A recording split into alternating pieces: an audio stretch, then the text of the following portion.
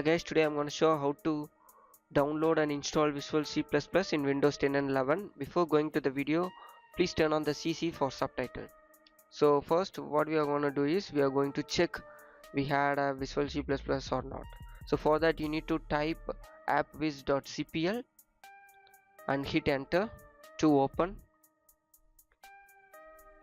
Yeah, once it opened, please find if we had any Visual C++ or not.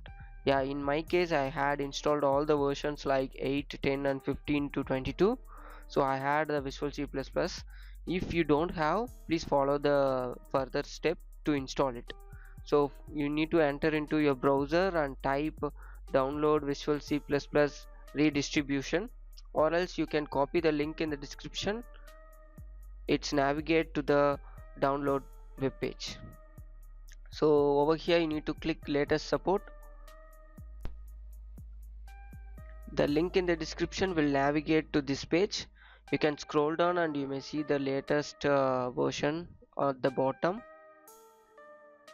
Yeah, it is the latest supported redistribution version, and over there you may see the 2008, 10 and 12, the older version you can see over at the top end. So this is the latest support redistribution version. Over here we need to download the one version which support our system. For that you need to search system information, and over there you need to predict your system type. It's a 64 based PC. If it's 84, in the sense it's a 32-bit PC.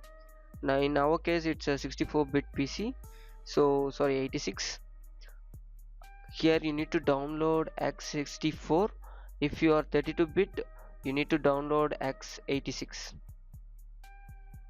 So please click the link to download. Yeah, now it's downloaded.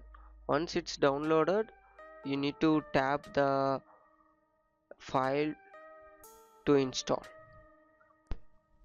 You can double tap and you can install the Visual C++.